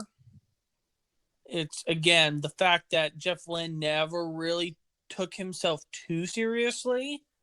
So he's not trying to really put us in this serious, suspenseful, mysterious atmosphere. He's creating it, but at the same time, he's just kind of hey, we're still going to have fun. It's nice to hear an augmented chord, though. Yeah, it's nice. It's a good setup to spoken like a true jazz musician. It's nice to hear a dissonance there. Where I'm just like, whoa, is that a sharp 5? Yep. Yeah, that's true. And I couldn't tell you where it was. I'll take this time also to point out the fact that we haven't really had any guitar solos this set. The only one is in the beginning of Mr. Blue Sky, and it's in a place where you would never put a guitar solo. I forgot to say that whenever we were on the song. He puts it right after the first chorus in a big song, which is like no one else would do that. But like he's writing all these songs without having to have the need of going to a guitar solo section. Yeah. And you're not thinking when you're getting to the end of the song, wait a minute, we didn't get a guitar solo. Well, they're not that kind of band. Yeah, but it's just, I guess I'm saying that shows their strength as songwriters, that they didn't need a guitar solo to fill out the length of the song. They didn't need a solo section. Even pop bands of their time would have, it wasn't uncommon to have guitar solos. 70s was the era of the guitar solo. Even disco songs had guitar solos in them. Yeah, that's true. We did have the working man 3-minute, 4-minute, 5-minute guitar solos. That was the flavor of the time. Yeah. Everybody wanted to be a guitar player. As a guitar player, I'm okay with that. But I mean, just, it also comes down to the fact that that's also not the kind of guitar player Jeff Lynne was. He's, he approaches the guitar more on a songwriting aspect than he's a producer guitar player. Exactly. He plays guitar because he wrote the songs on the guitar. That's a good way to put it. So we get to the finale here, and I thought it'd be nice to we have this nice little fade out and then just get pummeled in the face with the most compressed drum beat of all time. Yeah. Did we talk about where this song is on the list? Oh yeah, it's number 10. Number 10. So that's Strange the lowest Magic so number far. 10? Yeah, Strange Magic number 10. That is the lowest so far. Yeah, but I mean, they have strong songs. They have strong songs all the way up into the 30s. So, I'm sure. Being in the top 10 at all means that this is elite level Electric Light Orchestra. So our final song is "Don't Bring Me Down," which I guess you could say is their other most recognizable song. By far, more recognizable. It's the one that I would say the most people have heard without knowing who it is. It's kind of like Surrender. Exactly, where Surrender is the bigger song, but a lot of people didn't know it was Cheap Trick. Where I Want You to Want Me is the song that most people associate with the band. Most people know that Mr. Blue Sky is ELO's song, but I would guarantee more people have heard Don't Bring Me Down but didn't know that it was them. Yep. Because the big thing with this song is that there's no orchestra. Yeah. It's also on the radio all the time. Oh yeah, this was definitely this was their biggest American hit. It got all the way up to number 3. This is a 70s spring breaker song. This is like a Beach Boys vibe. Oh yeah. This was a song that he completely made just to have fun. He had no intentions of this being a big hit. This was almost like a blooper song because he is actually the only person that did anything on this song. He completely made it by himself. Now, he didn't actually record the drum part, but the drum part is actually from a previous song on that record. He just put it on a tape loop, compressed it, sped up the tempo, and he almost like created a drum machine. That's Eccentrics right there. I feel like they did the same drum tracks for one of their albums or something. And then all the guitars, all the pianos, all the vocals, all the effects, he did it 100% by himself. Crazy. The vocals are really clean on this. Yeah. Oh, yeah. The vocals is just really push this song forward. This was a song that I was playing at church, and we did a rehearsal, and Andrew Stone played this over the loudspeakers, and I had never actually paid attention to the song before. I just knew that hook Don't Bring Me Down. Mm-hmm. But I didn't know what the other parts of the song were. And I remember standing there listening to the song going, oh my gosh, this is an incredible song. And I looked around and everyone else on stage is like singing the song word for word. And I'm just like, how do I not know this song? How have I not listened to this already my whole life? So Yeah. this is the third song that it's tough for me to pick my favorite, because there's just something about this song when it comes on that I just almost go into another dimension and just like have. It's one of the most fun songs I've ever heard in my life. Yeah, it's pretty fun. It's just it's pure party just injected into musical form. And that's weird. The drummer didn't even drum for this song. I know. That's really funny because it's like it's been in everybody's radio 14 million times. I used to actually think back when my friends were getting into Queen and everything, you know, and I wasn't actually getting into it with them. And they would reference, you know, Don't Stop Me Now. This was the melody that I always thought of because I always heard this song and be like, Don't stop me now. You know? So that's what I thought it was. But thankfully, both those songs are good on their own. Yeah. But I will say that I think you made I won't say error, because I don't think it was wrong to do this. I think the catharsis is expected because this song is so well known.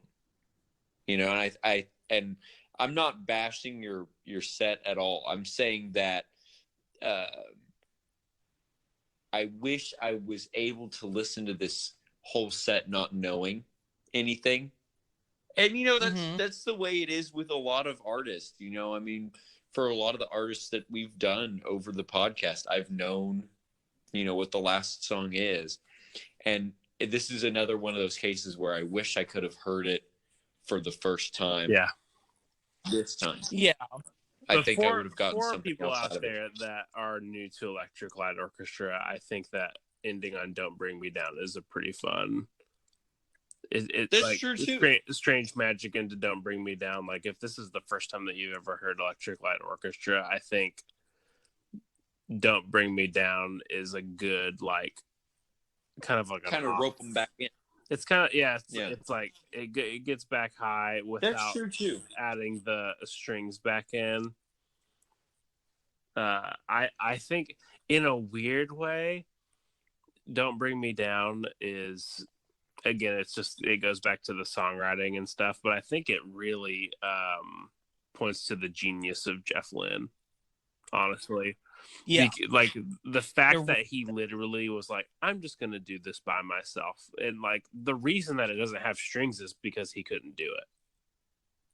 Like that's probably the only reason it doesn't have strings, is because he just did it by himself.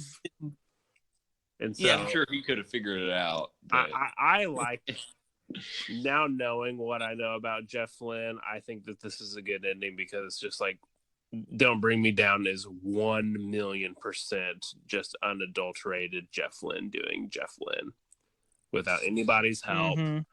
It's him writing a good song, him playing every instrument and figuring out something to do on the drums, and still making it like an incredible song still. It's almost like the song is about the song, where it's like, yeah, well, okay, so the song is another disco song that's about disco. So this song came out during the height of disco. 1979 was when this came out. And the song is, you know, when he's talking about, I'll tell you once more before I get off the floor, he's talking about the dance floor. he's just it's kind of almost a sequel to Turn to Stone. It's about a wild woman that is always going out and partying, and he's just kind of, it's almost like he's just along for the ride. You've got me shaking, got me running away, you got me crawling back to you every day. It's kind of like someone he knows is bad for him, but at the same time he can't help but be around her, and he's just kind of saying, don't bring me down, just, let's just have fun. Almost like he's like warning her, just like, now don't you bring me down. Mm-hmm. Again, not super deep, but it doesn't have to be. It's true. Doesn't have to be. But we do have one of the most famous misheard lyrics of all time with "Don't Bring Me Down, Bruce." Ruth. It's actually, so it's Bruce. Most people have thought it was Bruce.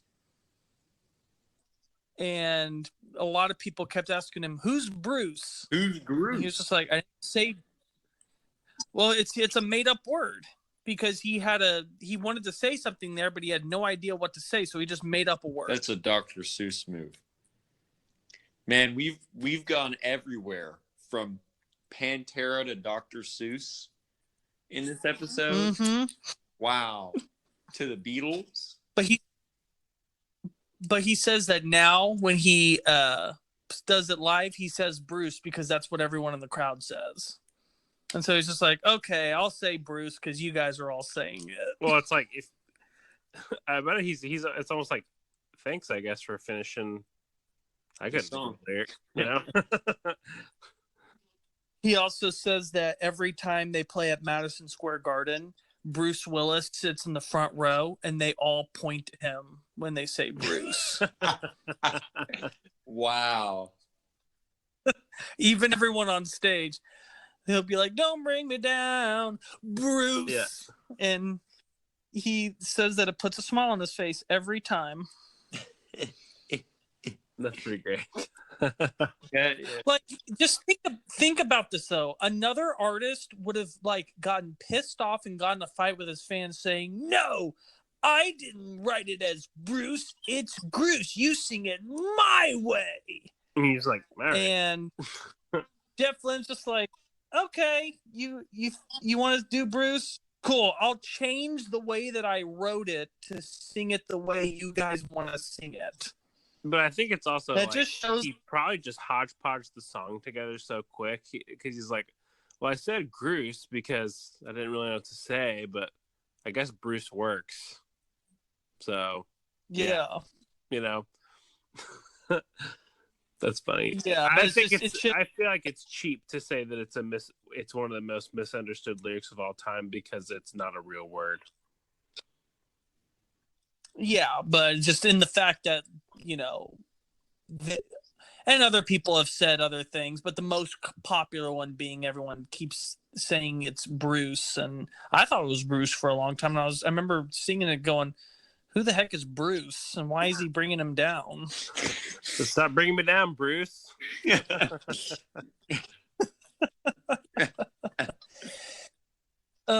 then the last thing I'll talk about this song is just the vocal harmonies are just so good, and the way that it builds up as the song goes. Yeah. He starts adding more and more stratospheric vocal harmonies. Good Lord. Mm-hmm.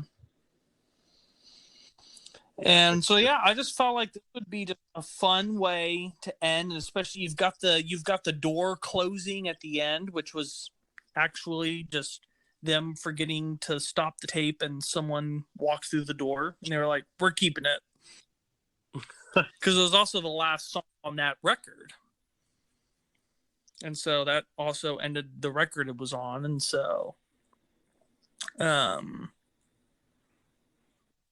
yeah, I thought, you've almost got the set starts with a personalized welcome. Good morning. Today's forecast calls for blue skies.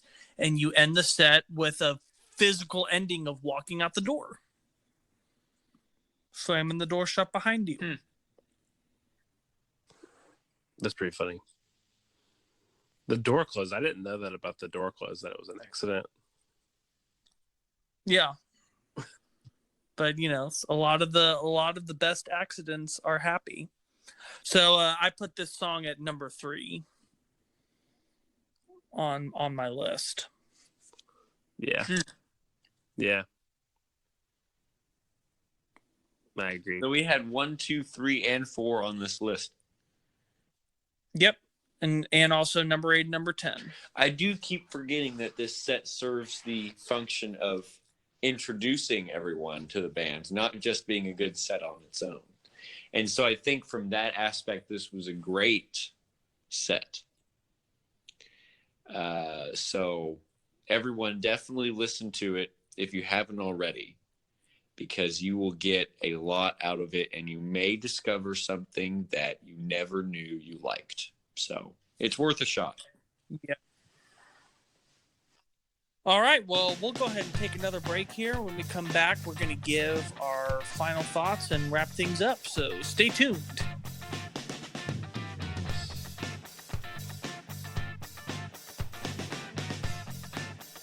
Hey, what's up, everybody? Welcome back to the Good Music Podcast. We just got done with part 2, which is listening through this week's playlist. We had Mr. Blue Sky, Evil Woman, Turn to Stone, Telephone Line, Strange Magic, and Don't Bring Me Down. And now we are on to our final segment before the after hours, which is Final Thoughts. So, Grant,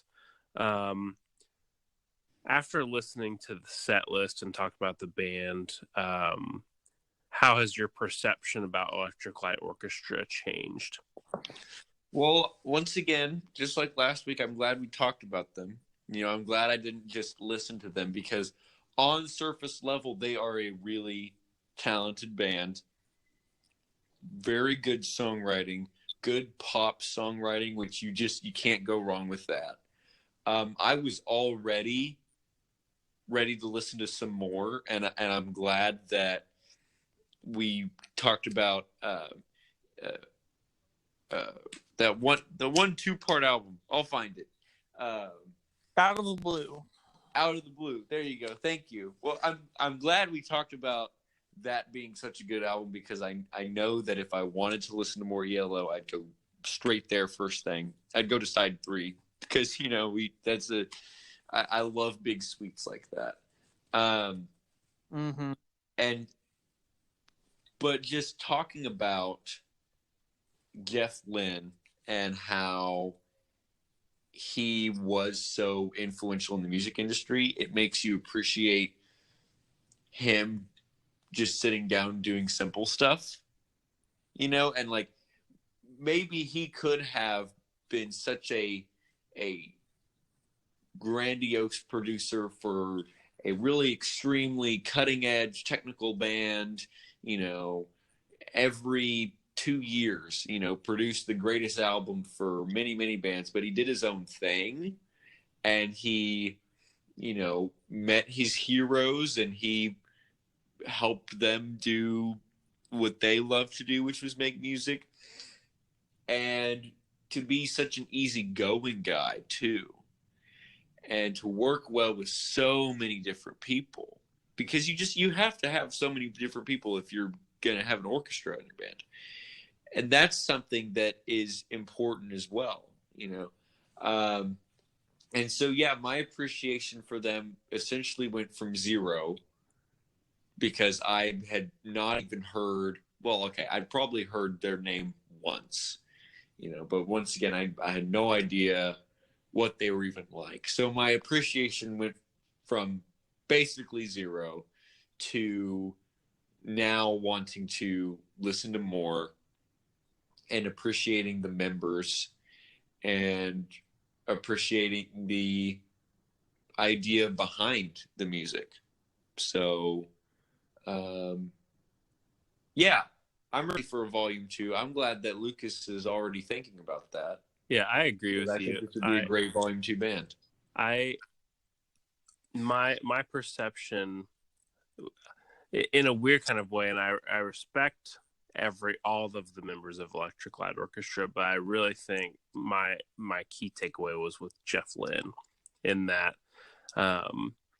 It's one thing, and I know some people might think it's sad that ELO never had like a top number one hit, but in a weird way, I think it's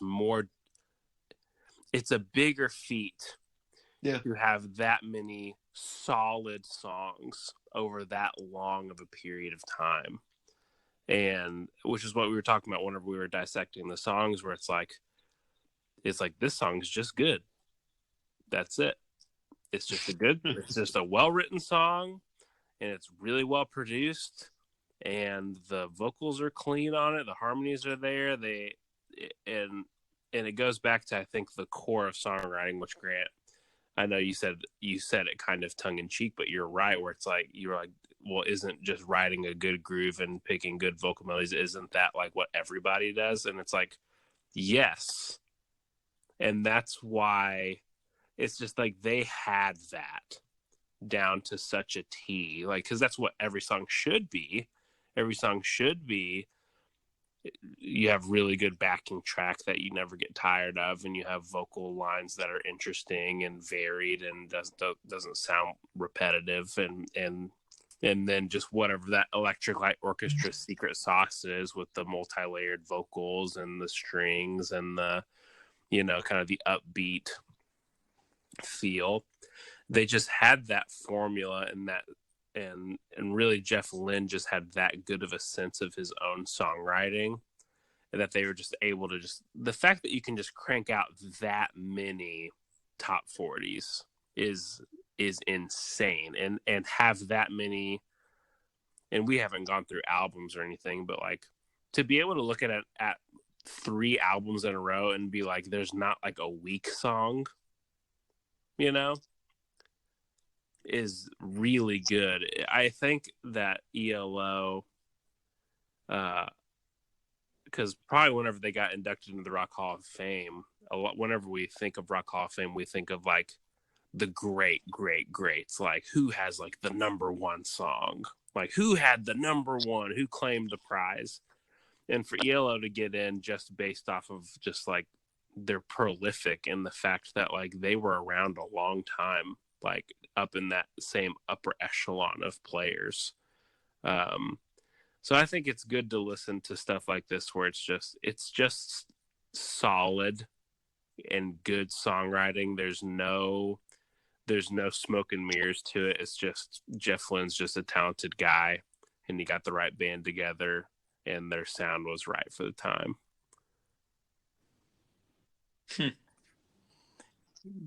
Yeah, I like everything that you just said. So yeah, ELO has been growing constantly for me over the last couple years. I would say that it has grown exponentially during the time that I was getting ready for this episode, because I hadn't listened to any full albums of theirs yet. I had just been listening to their greatest hits record.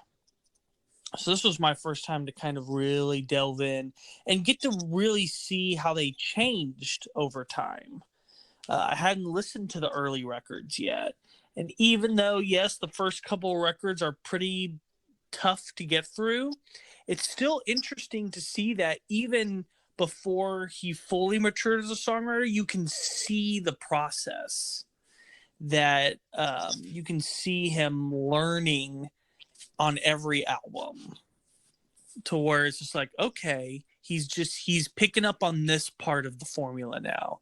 Okay, now he's getting this. And I think it could have been so easy for them to be really far up their own butts. Yeah. With being an orchestral band. And you can feel a little bit of that in the early records. But the fact that he was able to make the decision not only to move towards pop songwriting, but to be able to do it successfully is just, it's amazing that once he hit that stride, like, there's just a purity to their music. You listen to it and you don't feel like anything's fake. You don't feel like anything is phoned in.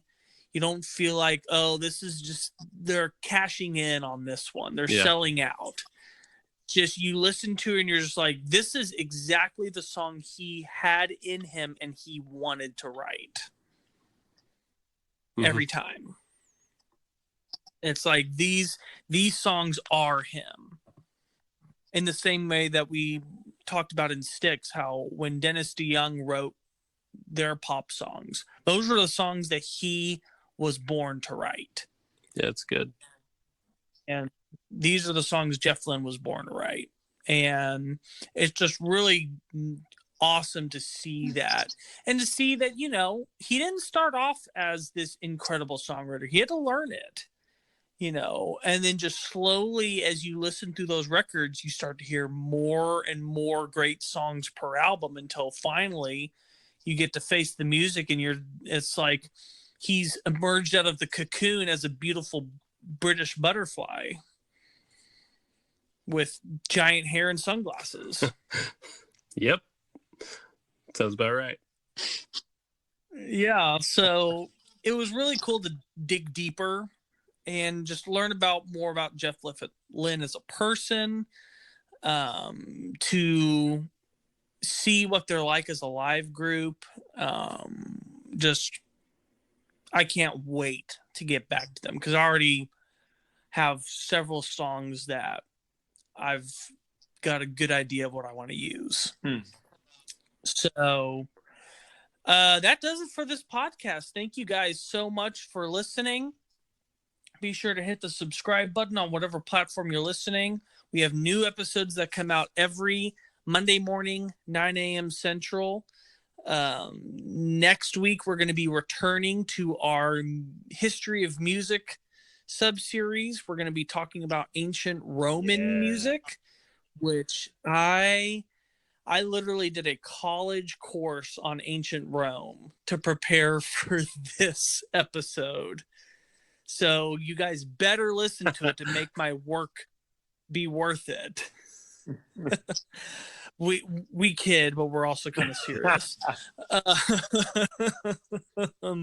So yeah, make sure you don't miss that. And if you want to become a patron and hear the after hours section that we are about to do, then there's a link to the description of that in the episode, as well as a link to get to our Spotify playlist.